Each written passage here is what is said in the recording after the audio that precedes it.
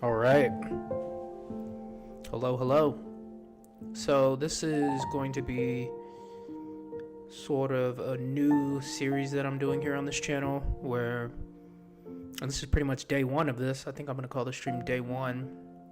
But I'm essentially going through an investment textbook. Actually, let's pull it up here. Bodine, Kane, and Marcus Investments. And I'm going to be studying this book throughout the year, and we'll see how long it takes me to kind of get through all of it, but that's the goal. The gist is to get through all of this. We'll see how much of it I'll need to actually dive into, but that's the plan as of right now. So I'll illustrate the streams that are associated with this material as day 1, day 2, day 3, day 4, moving forward, just for anybody who's keeping track of the channel and watching, and if you are, I appreciate that. Actually, hold on, I'll be right back.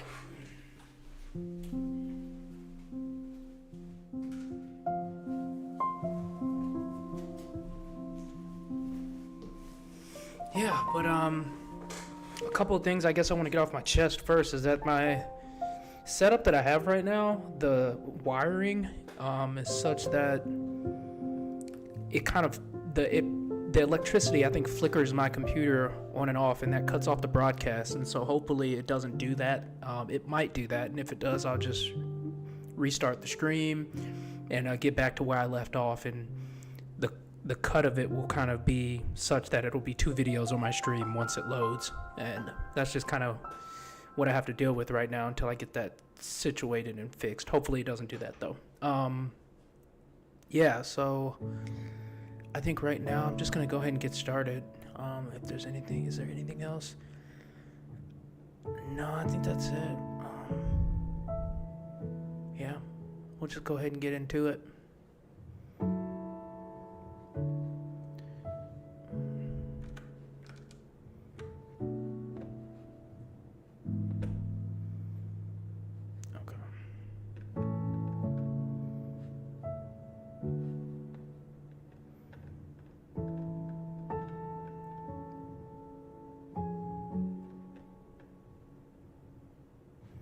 The investment environment. All right.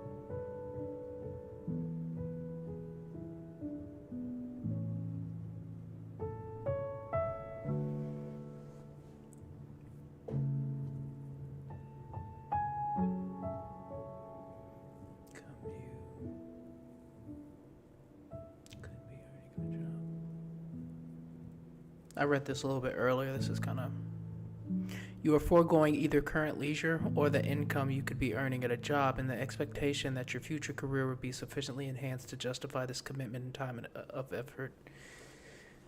I thought that was powerful. I thought that was dope. I actually put it right here in my little study guide here. I have my outline, which actually I need to update.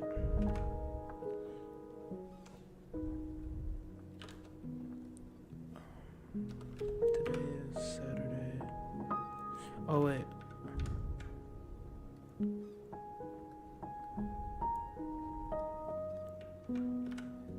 It needs to be like this.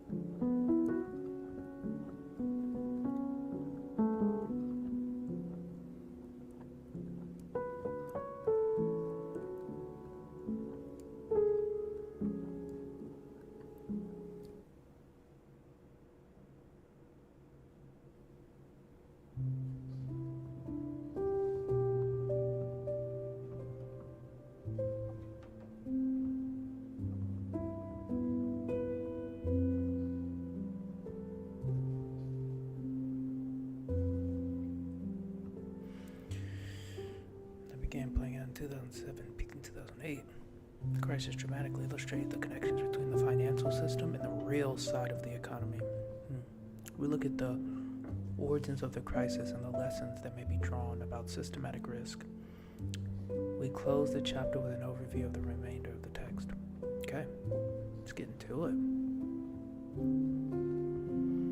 Real assets versus financial assets. The material wealth of a society is ultimately determined by the productive capacity of its economy, that is, the goods and services its members can create. This capacity is a function of real assets of the economy. So,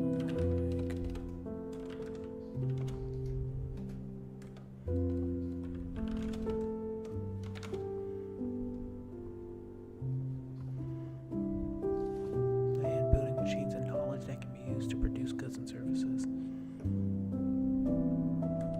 So I'll call it like tangible, like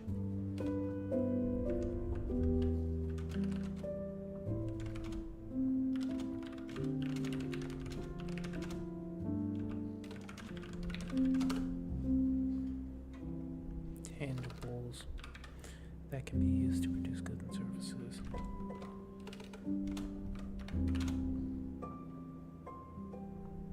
Is i.e.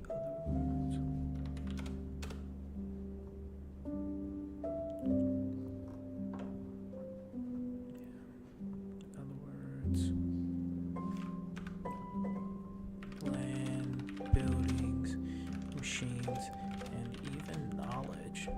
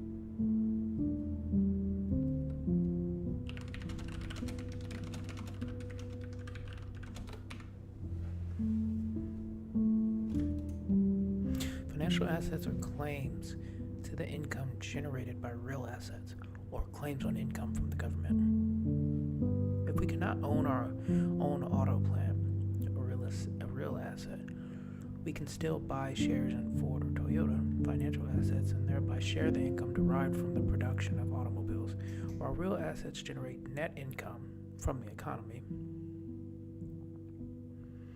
Financial assets simply define the allocation of income. So we got some things going on here. So we maybe pull this.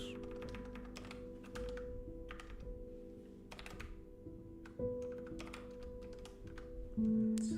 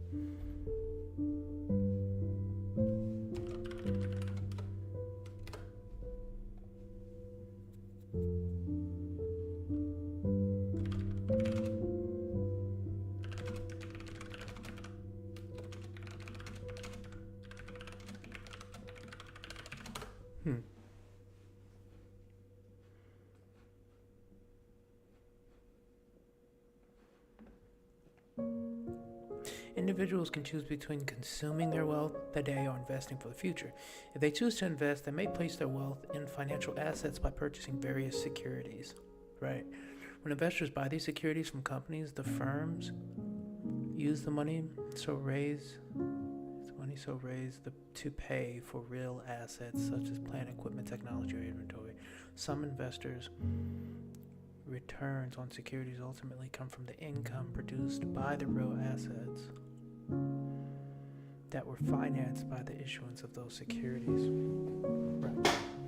The distinction between real and financial assets is apparent when we compare the balance sheet of U.S. households shown in Table 1.1 with the composition of national wealth in the United States shown in Table 1.2. Household wealth includes financial assets such as bank accounts, corporate stocks, and bonds. However, these securities, which are financial assets of households, are liabilities of the issuers of the securities. For example, a bond that you treat as an asset gives you a claim on interest, income, and payment of principal from Toyota is a liability of Toyota, which is obligated to make these payments to you. Your asset is Toyota's liability. Therefore, when we aggregate over all balance sheets, these claims cancel out, right? This is an important concept right here. Gary Stevenson talks a lot about this. How there is no real debt because it always balances out, it always cancels out because your debt is someone else's. Your debt, you are liable to someone else's asset, I guess. Your debt is their asset, their financial asset. Your asset is Toyota, just like here, your asset is Toyota's liability, therefore we aggregate and cancel out, leaving only real assets as the net wealth of the economy, right? Real assets are the net. That's important to know.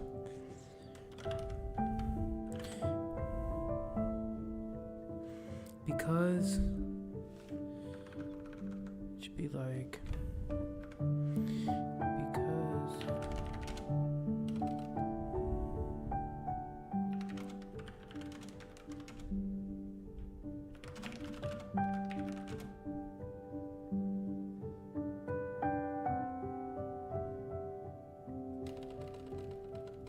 cancel out on all balance sheets.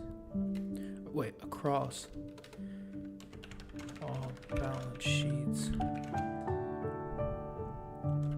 Real assets are the only asset that determines the net wealth of the economy. Right.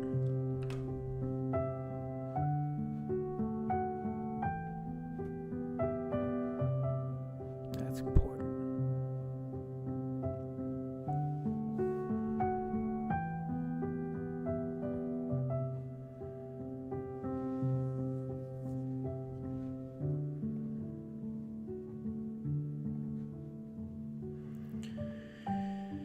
Your asset is to claim economy. National wealth consists of structures, equipment, inventories of goods, and land. National wealth. What are real assets held by household?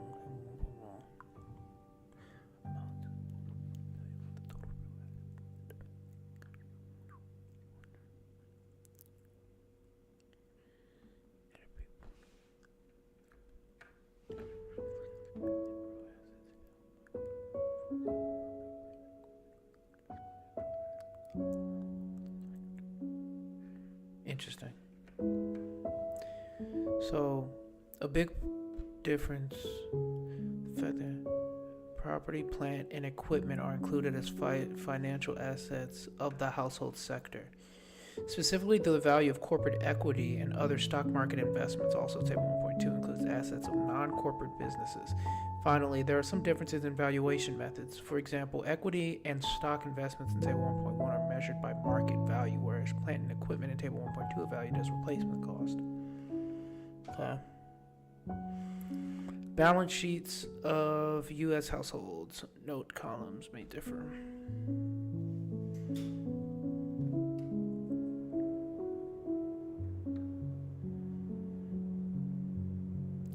Column sums may differ from total because of rounding error. So we've got like some stuff going on here. Real estate. So in the billions, we've got real assets. This is the balance sheet of U.S. households. Real estate, 18.6 billion. Consumer durables, others. Total real assets. Okay, liabilities. Mortgages, 9 billion. Basically 10 billion. Consumer credit. Bank and other loans. Security credit and other. Financial assets. Deposits, life insurance reserves, pension reserves. Interesting.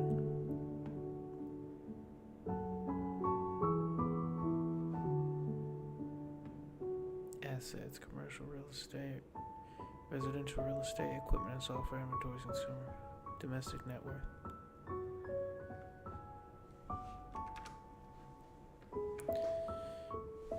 We will focus almost exclusively on financial assets. You shouldn't lose sight of the fact that the successes or failures of the financial assets we choose to purchase ultimately depend on the performance of the underlying real assets. Yeah.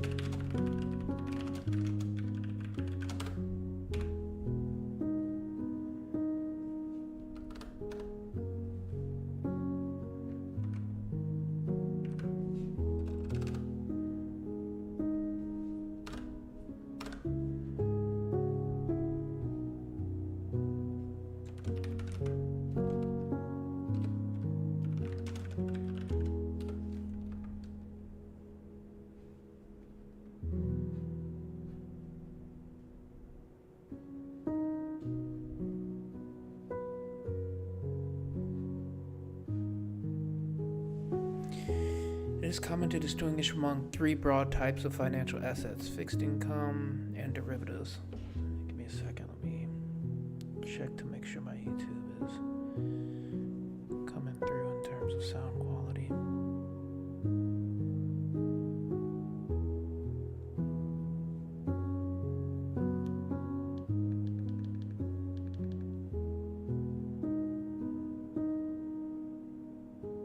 Okay, that sounds good. Sounds real good.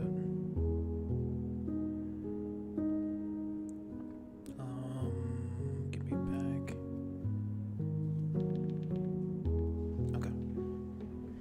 So, it is common to distinguish among three broad types of financial assets: fixed income, equity, and derivatives. Okay, here we go. So,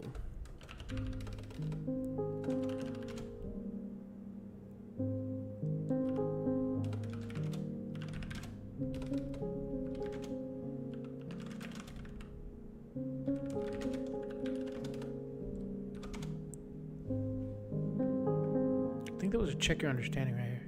Concept check. Are the following assets real or financial? Patents. Patents, is it like intellectual property, right? What's the actual definition of a patent?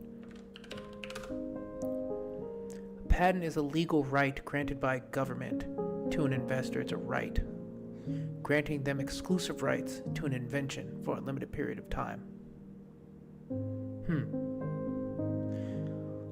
Well, I would call that a real asset. Lease obligations. That's a financial asset. Customer goodwill.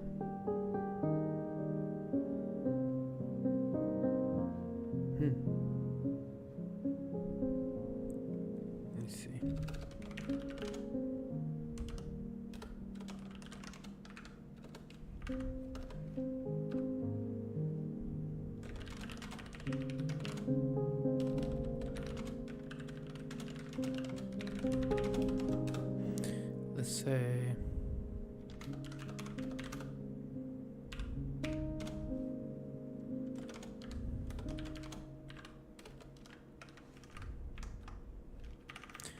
Alright, so we say patents.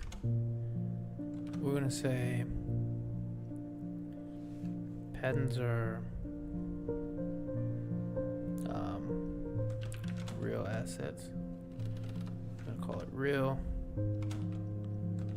Lease obligations. I'm gonna call that a financial asset. Customer goodwill. It's definitely not a financial, so maybe a real asset?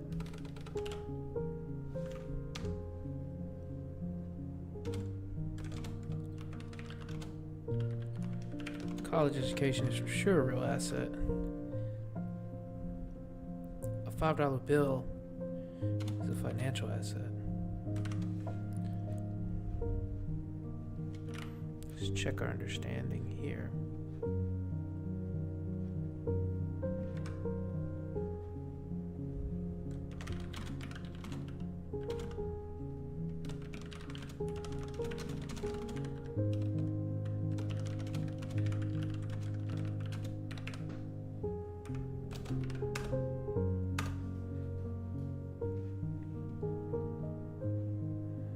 Patents are real assets. Nice.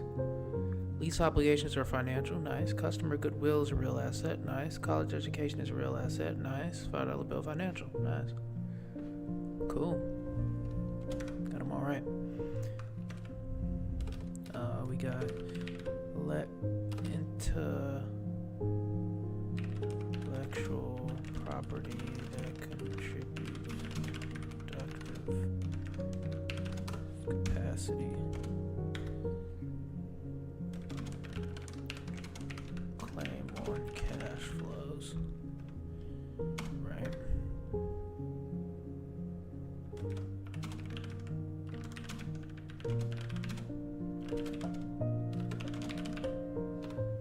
Tied to the firm's reputation and customer relationships.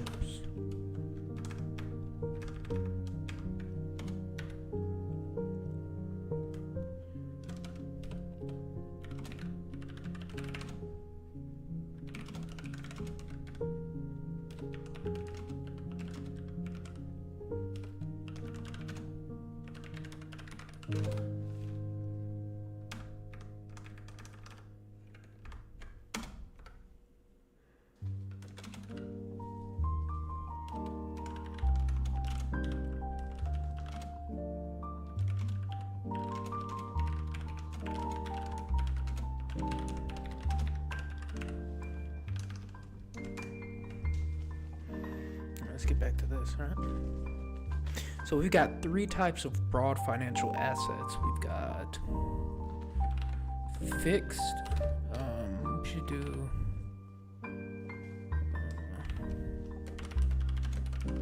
Oops. Fixed income.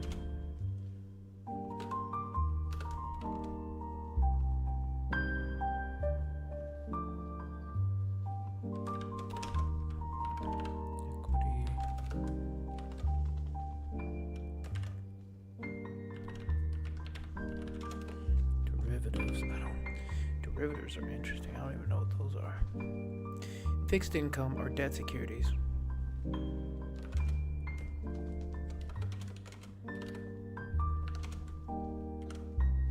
Fixed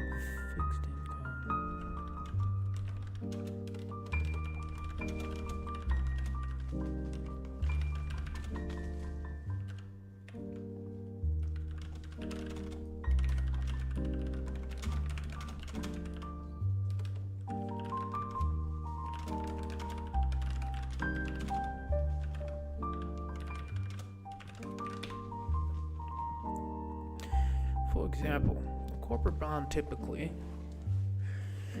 will promise that the bondholder will receive a fixed amount of interest each year. Other so-called floating rate bonds promise payments that depend on current interest rates. For example, a bond may pay an interest rate that is fixed at 2 percentage points above the rate paid. Okay, let me try to conceptualize this.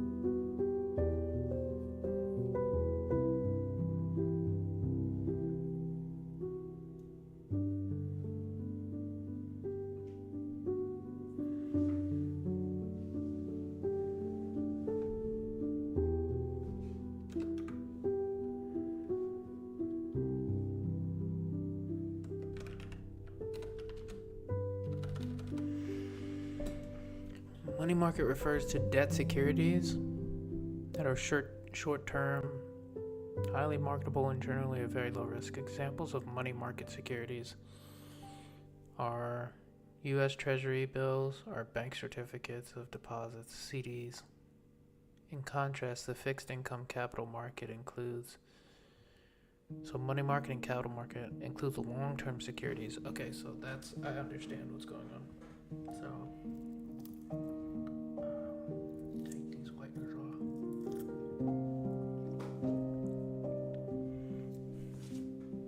So,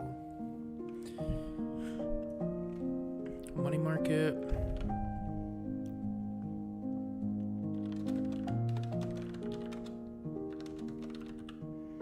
consists of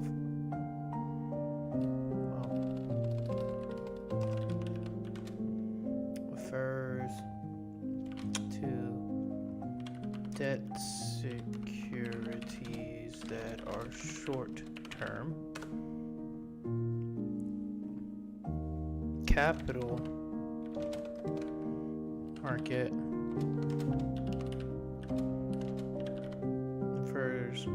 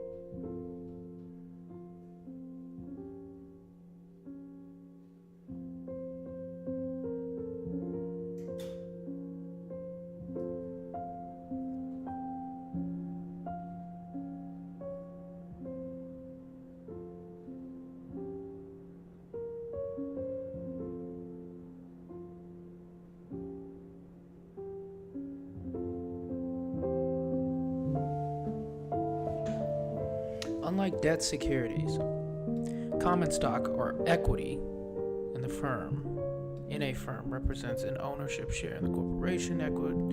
Equity holders are not promised any particular payment.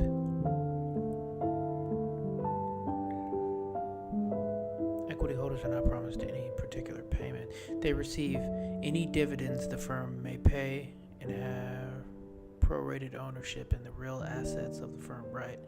If the firm is successful, the value of equity will increase. If not, it will decrease. The performance of equity investments, therefore, is tied directly to the success of the firm and its real assets. For this reason, equity investments tend to be riskier than investments in debt securities.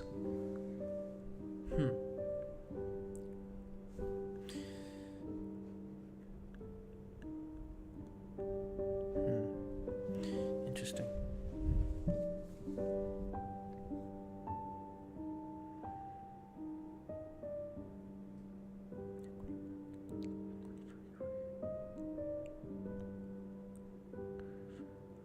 Finally, derivative securities.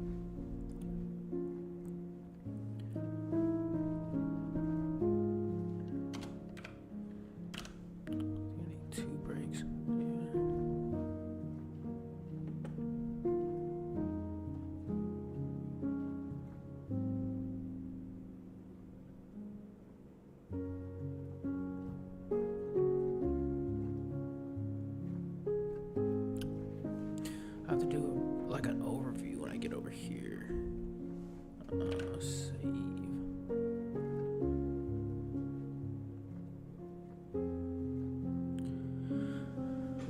All right, derivatives securities. Okay, so derivative.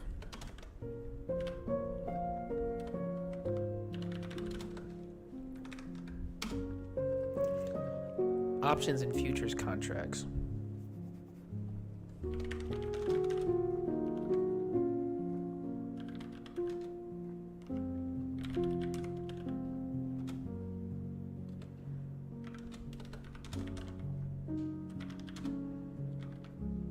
Payoffs that are determined by the prices of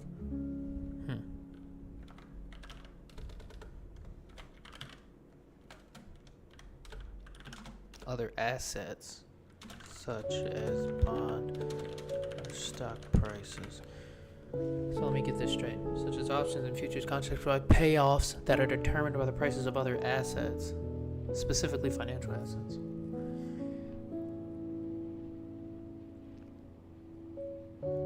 For example, a call option on a share of Intel stock might turn out to be worthless if Intel's share price remains below a threshold or exercise price such as $20 a share, but it can be quite valuable if the stock price rises above that level. Yeah. Derivative securities are also named because their values derive from the prices of other assets. For example, the value of a call option will depend on the price of Intel stock. Other important derivative securities are futures and swap contracts. Options, futures, swap contracts, etc.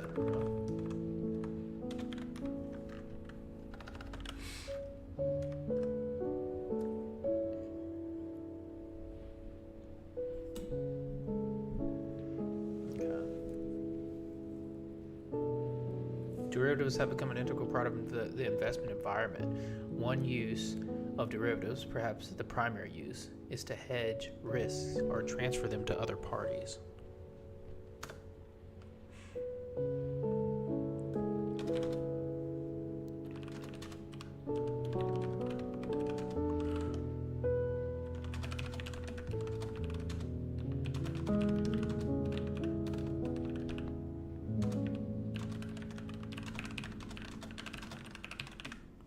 This is done successfully every day, and the use of these securities for risk management is so commonplace that the multi-trillion-dollar market in derivative assets is routinely taken for granted. Derivatives also can be used to take highly speculative positions, however.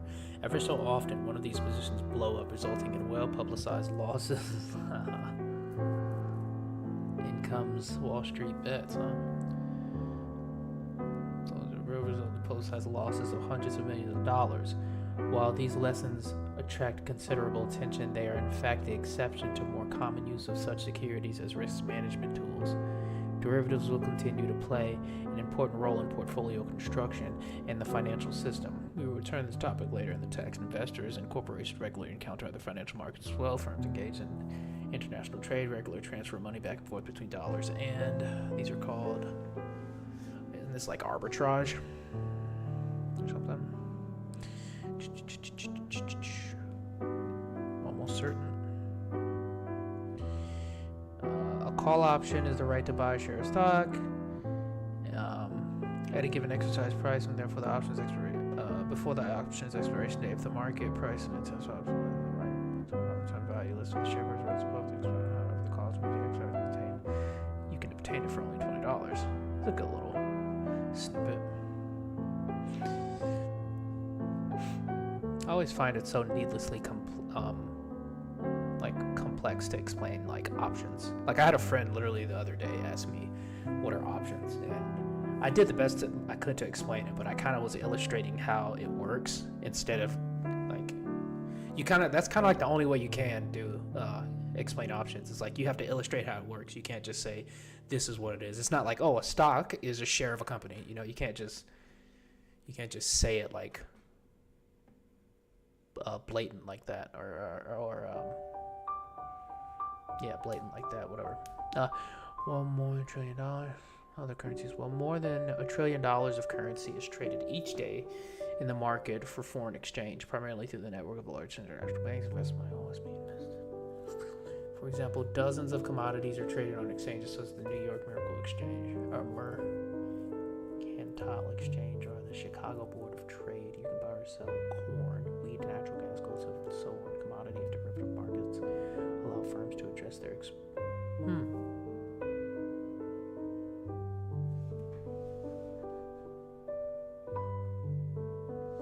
Interesting.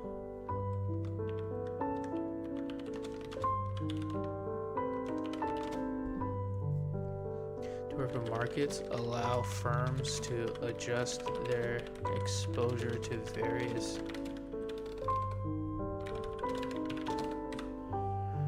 For example, a construction firm may lock in the price.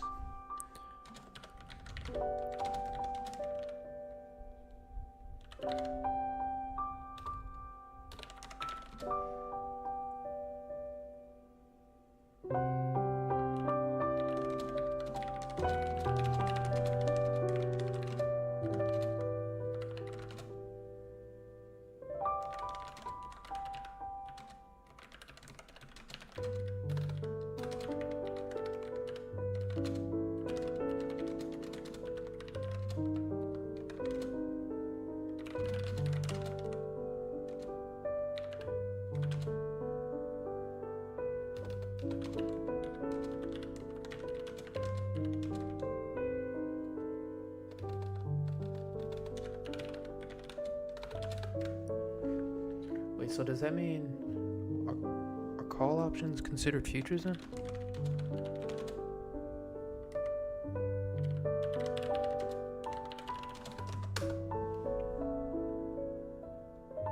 No, call options are not considered futures. While both are a type of derivative contract, they have distinct characteristics. Futures contracts are obligated by both parties to buy or sell an asset at a predetermined price of a speculative future date gives. Futures contracts obligates both parties to buy or sell an asset at the predetermined price on a specified future date. So here we're saying,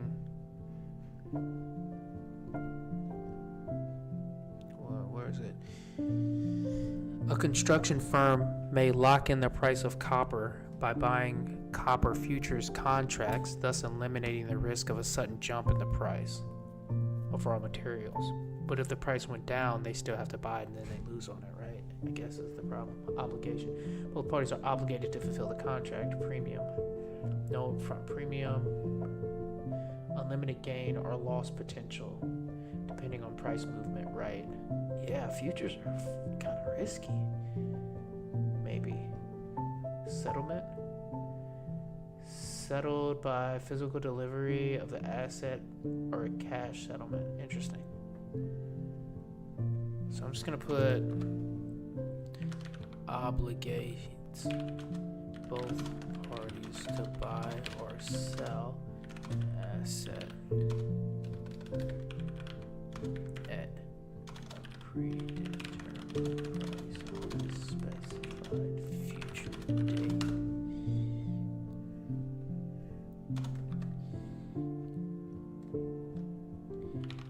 Gives the holder the right, but not the obligation to buy an asset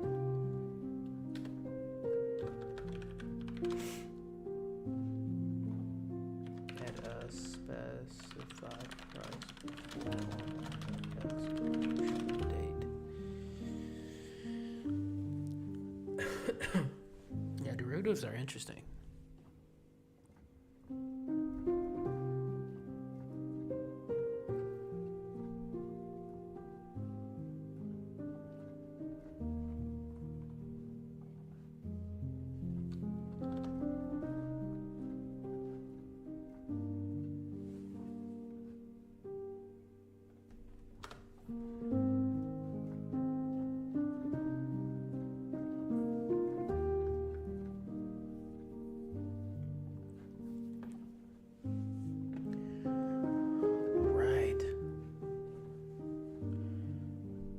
Wherever there is uncertainty, investors may be interested in trading, either to speculate or to lay off their risks. And the market may arise to meet that demand. Sick. Sick, sick, sick.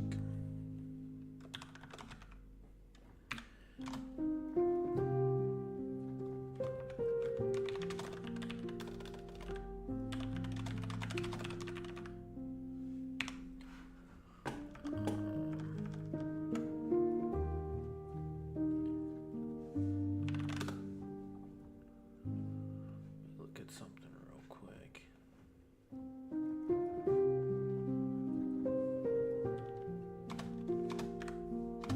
Turn that off.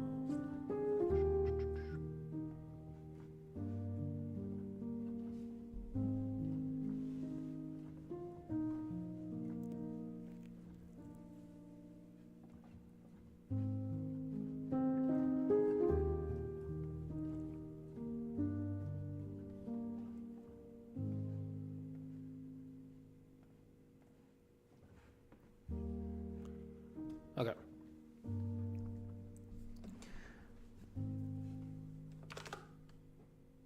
We stated earlier that real assets determine the wealth of an economy, while financial assets merely represent claims on real assets.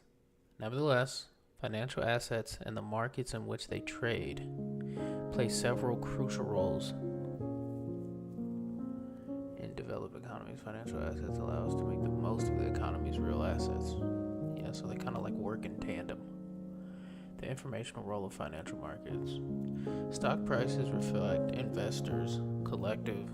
See, this is because stock prices are kind of like a foreign concept to me. Like if you think about it, like I don't understand how their price moves. I do now because I looked it up, but I didn't understand how like the price of a stock moves on the market and why it does move.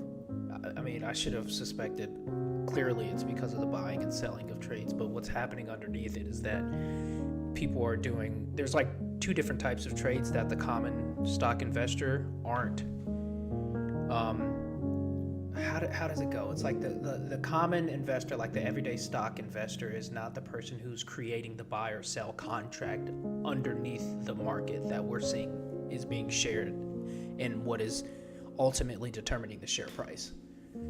So there underneath there's like trades happening where people are setting the price of a particular stock and people are choosing either to buy it or not to buy it, and that's what's determining the shift of the market. And it's mainly being handled by algorithms and computers, mostly. That's what's happening underneath the hood, but that's ultimately what's determining it.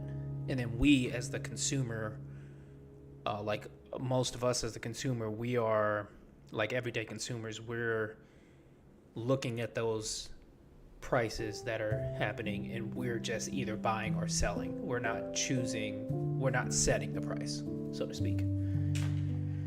I think is how that all goes. I pretty much, I might still have it here on my thing, but anyway. Financial markets and the economy. Stock prices reflect investors' collective assessment of a firm's current performance and future prospects. When the market is more optimistic about the firm, the share price will rise. The higher price makes it easier for the firm to raise capital and therefore encourages investment. In this manner, stock prices play a major role in the allocation of capital in market economies, directing capital to the firms and applications with the greatest perceived potential. Do capital markets actually channel resources to the most effective use? At times, they appear to fail miserably. Companies or whole industries can be hot for a period of time. Think about the dot-com bubble that peaked in 2000, attracted a large flow of investor capital, and then failed after only a few years. The process seems highly wasteful. But we need to be careful about our standard of efficiency. No one knows with certainty which ventures will succeed and which will fail. It is therefore unreasonable to expect that markets will never make mistakes. The stock market encourages allocation. That's interesting. It is therefore unreasonable to expect that markets will never make mistakes. It's like almost a meta concept, almost. Stock market encourages allocation of capital to those firms.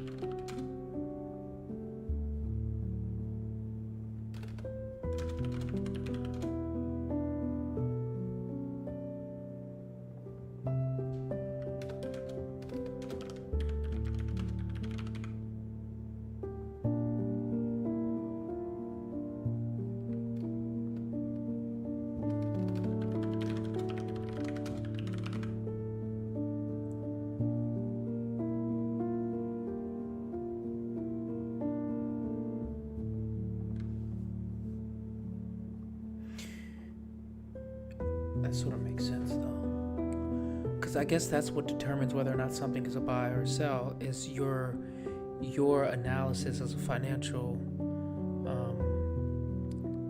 I don't know, as an investor, I should say, you determine whether or not the share price is fair value. This is when those kind of concepts start to come into play. Like, is a stock price right now fair value? Is it overpriced? Is it underpriced? Is it undervalued? And that's when you get into all the complexities of how you can value a company and determine whether or not it is. But from a broader perspective, the price of what something is just the collective assessment of that performance, of that current performance of a company and their future prospects. Okay, that makes sense. Something's horribly wrong. It's important to know that. So, you may well be skeptical about resource allocation through markets, but if you are, then take a moment to think about the alternatives. Would a central planner make fewer mistakes? Would you prefer that Congress make these decisions? To paraphrase Winston Churchill's comment about democracy, markets may be the worst way to allocate capital except for all the others that have been tried.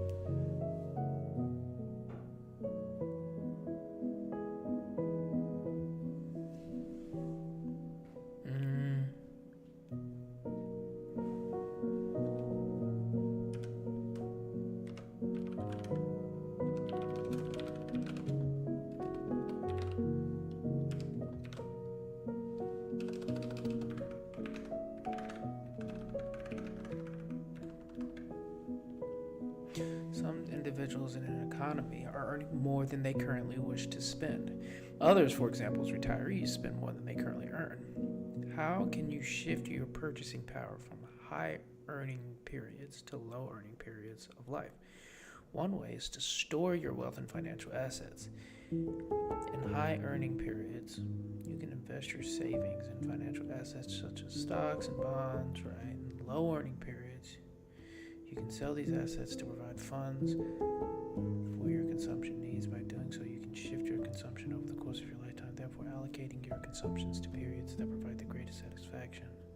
The financial markets allow individuals to separate decisions concerning current consumptions from constraints that otherwise would be imposed by current earnings.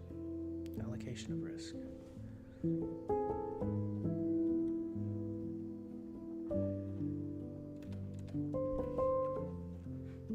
Virtually all real assets involve some risk. When Ford builds its auto plants, for example, it cannot know for sure what cash flows those plants will generate.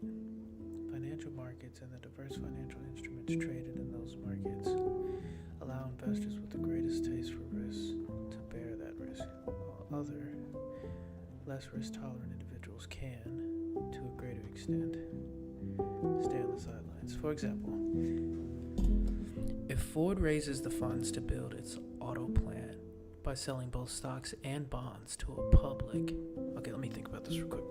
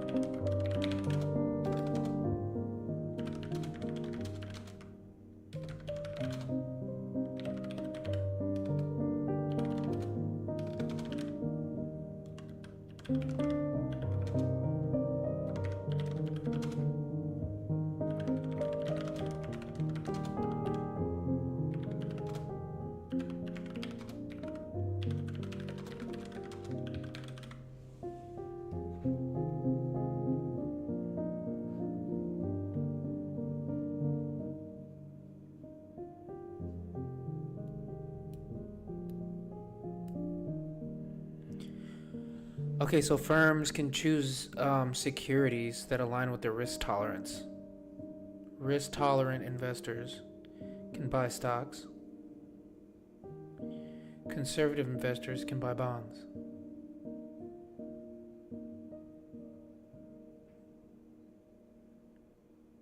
Financial markets enable efficient risk distribution by allowing investors to choose securities that align with their risk tolerance. Okay. Right. This system benefits firms as well, enabling them to raise capital more efficiently by offering securities that appeal to various investors' preferences, ultimately supporting economic growth through investments in real assets. Yeah, this makes sense. I get it.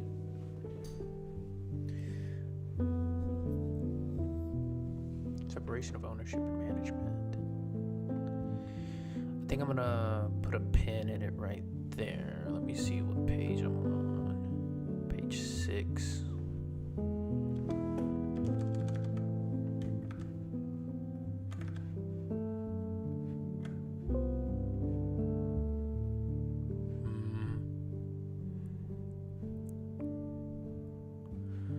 So, 1 hour.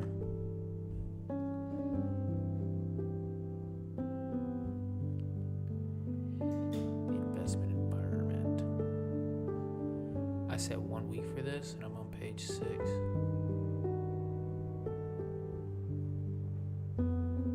We'll see. So,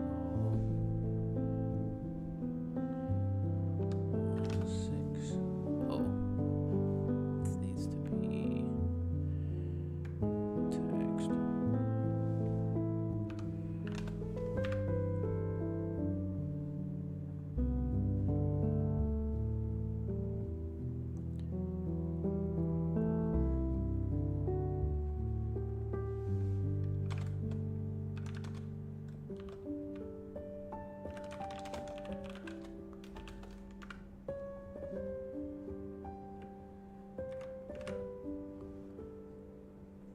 Maybe. We'll see. How much we can get there.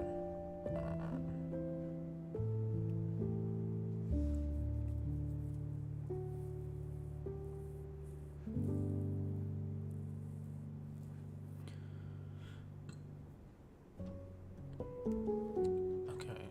So my next thing is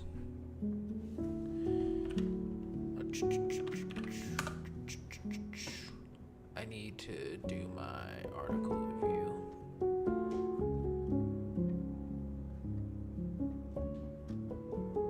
So I'll say that there. Put this here.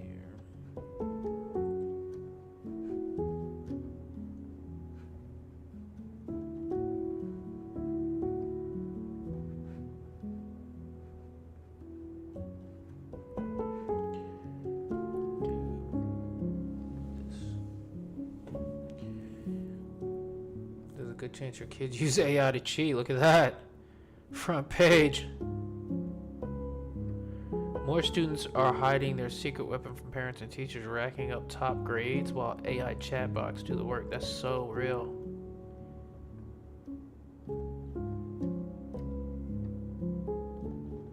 I kind of want to see this.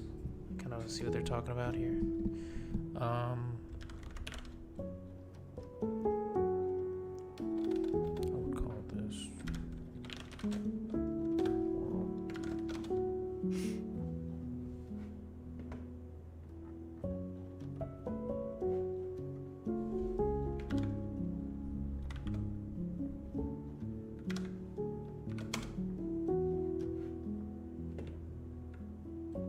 high school senior. Oh yeah, hold up.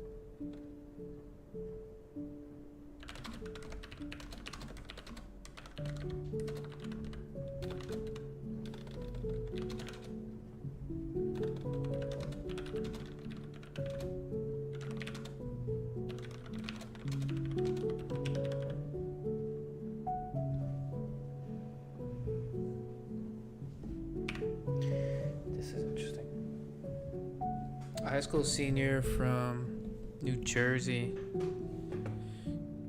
Let me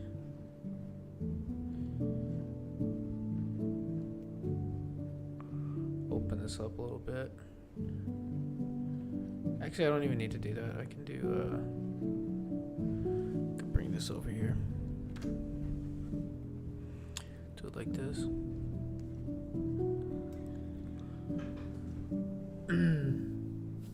A high school senior from New Jersey doesn't want the world to know that she cheated her way through English, math, and history classes last year, yet her experience, which the 17-year-old told the Wall Street Journal with her parents' permission, shows how generative AI has rooted the American education system. Yeah, dude, they need like a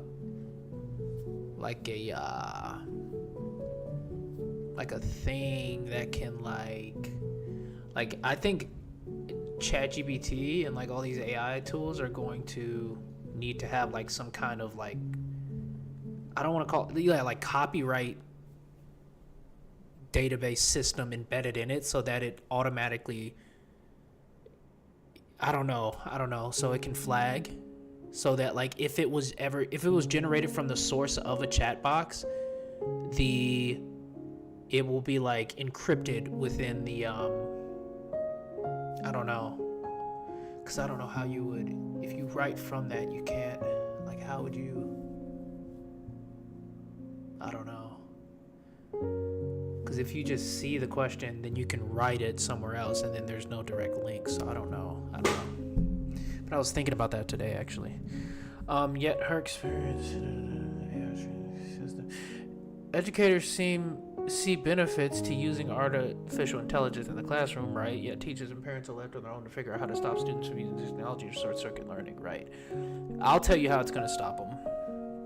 They're going to enter the real world and not know shit. That's what's going to stop them. See, it's different when you're using AI like how I am, and like how most people that I see online like studying and stuff use it, which is like to learn. Right? Like to help, because the thing about learning is like there are certain concepts that you have to have like a mental, I'm about to go down a rabbit hole, so let me not go down a rabbit hole, but like you basically have to have like some kind of mental framework that you can build off of in order to process and learn things. If you don't have like a heuristic or some kind of thing to reference, then what you're learning won't stick and it won't make any sense. And ChatGPT can help bridge that gap. That's what I use it for. Break it down, give me like a mental model. How can I connect this to existing thoughts that I have? And then that will allow it to be embedded and then kind of help facilitate the learning process in a much more efficient way than having to look at a textbook that have no, like how you would normally learn things. So that's what it's really helped me to do, is like build up the understanding of concepts and check my understanding and that kind of stuff. But you have to be forthright and honest about it. And I'm at the point like in my life, like as an adult, where like I'm not like I'm taking my master's right now, but I'm not in a setting where, how can I explain it? I'm not in a setting where like I'm in a setting where like I'm facing the real world, right? Like I'm not in a high school classroom where like the only thing that matters is my grade and this, that, and third. Like I'm in the job market. I'm trying to advance my skills. I'm trying to actually learn this stuff. And people like, when you get in the interview rooms, like when you actually get into the companies that are paying like hundreds of thousands of dollars, I had a conversation with my friend about this the other day. It's like when you're actually getting paid hundreds and thousands of dollars for a job, like you can't fake your way into those jobs. You can't luck your way up through grades. Like you're going to be assessed, you're going to be tested, people are going to see through it because there's like an industry standard for most of these like really high paying jobs, right? That's why you have to do the work, your due diligence to actually understand it. But these are concepts that, quite frankly, if I was in high school, I would never be conceptualizing as such. I would easily have been using ChatGPT to like cheat and do whatever, man. I was not a good student in high school at all. So I would have been terribly. I would have been done. Man, it would have been terrible for me because I couldn't cheat like that. And I don't even know if I can't even remember. I did cheat in high school like a couple times, but not like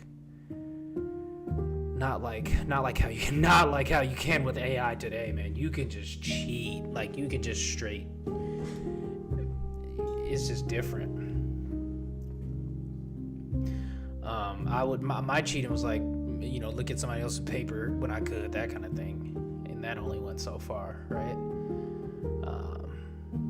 But anyway. Educators see benefits to using artificial intelligence in the classroom, yet teachers and parents are left on their own to figure out how to stop students from using the technology to short-circuit learning.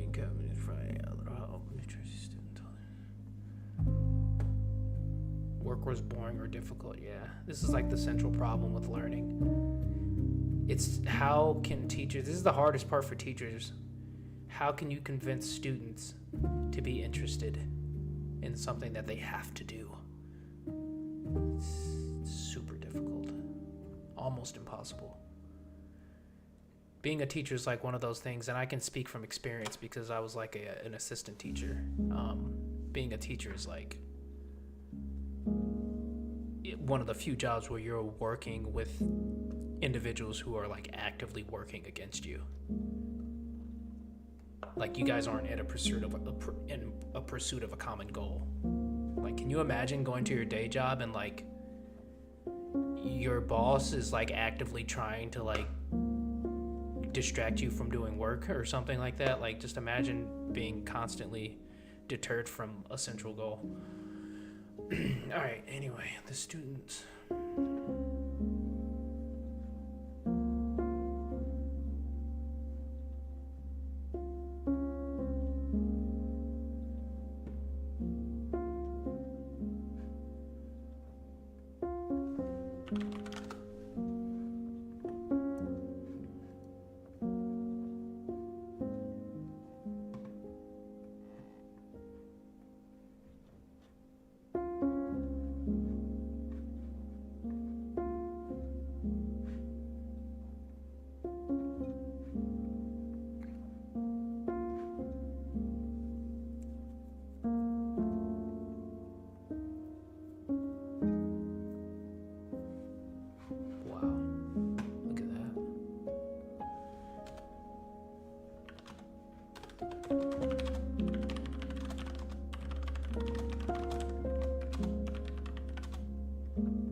Nearly 40% of those in middle and high schools said they employed AI without teachers' permission to complete assignments.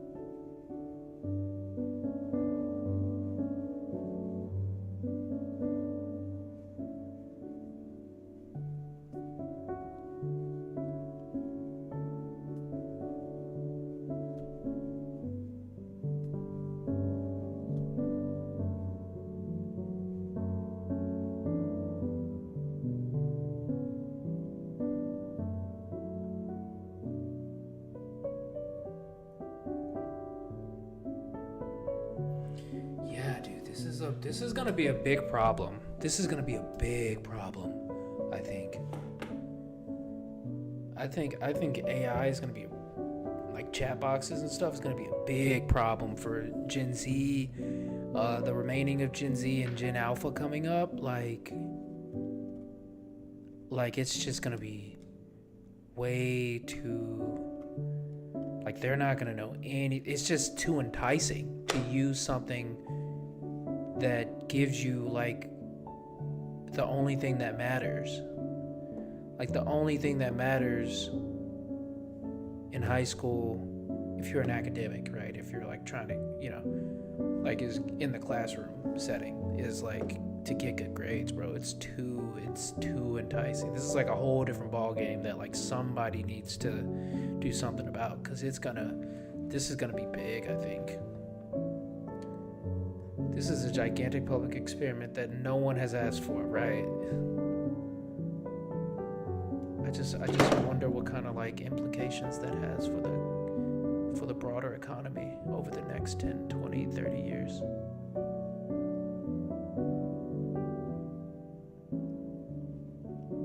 Class cunning, AI companies play down the idea that academic sees their problem. Right, OpenAI did not invent cheating. All right. People want to cheat, will find a way. This is true. The problem isn't people who want to cheat will find a way. That's not the problem. This is true, but that's not the problem. The problem is that it's becoming increasingly more difficult to determine whether or not someone is cheating, right? You could have before have just seen somebody write something that wasn't theirs, or I mean, I guess you can still kind of do that now, right? But it's way more integrated. You can say this in my words, given, it's just becoming more difficult to determine what is real and what is fake. And that's the problem. Because it's not so much that people who want to cheat will find a way to cheat, it's that they will en masse, I believe, be able to get away with it. But not for long. There's always that trickle-down effect. Like, you can't just expect to cheat forever. You will get caught, It's interesting. I find this so interesting.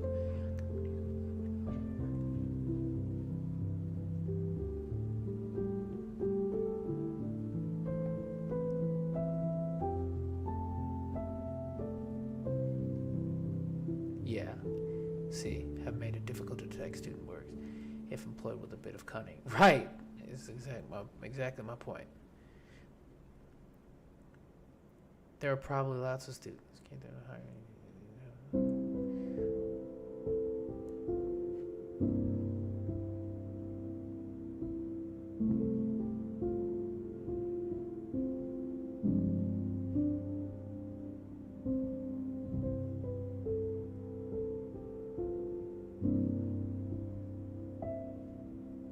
Okay, so here's a little bright side here. Organizations and companies have launched AI-powered tutors designed to help students learn without a teacher present. Some educators have picked up AI tools to help them write lessons plans, worksheets, or lectures homes. Yeah.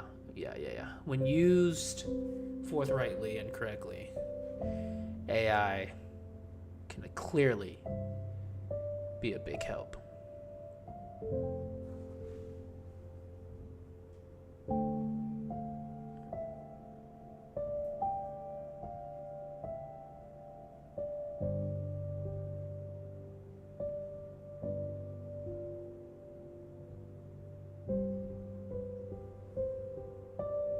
Right. What happens when they go into college and the workforce? They'll be screwed. That's what'll happen. They will literally be screwed. So maybe the solution is to tell them, hey, you can cheat with AI, but just know you're not actually cheating. The only person you're cheating is yourself. You can get the grade, but one day somebody's going to ask you a question and you're going to have to answer it. And if you can't answer it, by then it might be too late. Just kidding, it's never too late to learn. The downside.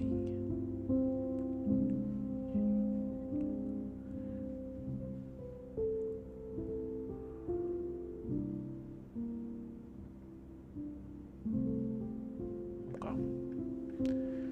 Let's see what's going on in what's going on in the economy. Anything?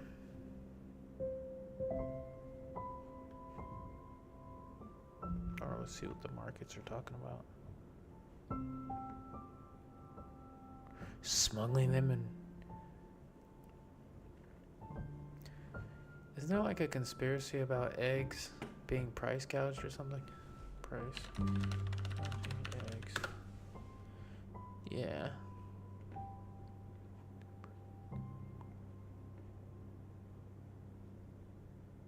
Bird flu. DOJ investigating possible egg price fixing.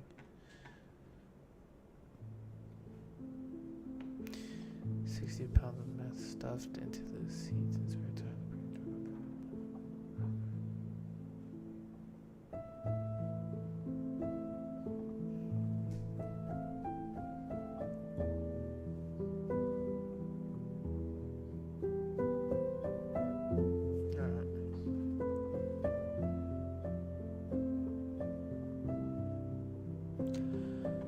All right.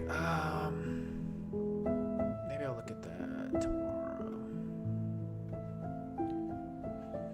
So we got done with some good stuff today. The investment environment, real assets versus financial assets. Yep.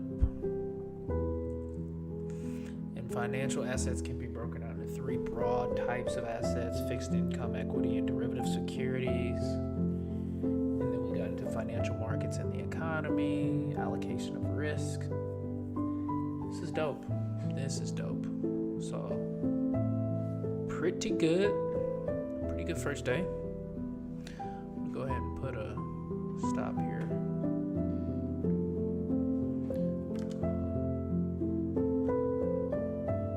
Yeah, so get on out of here. Appreciate you tuning in if you watched.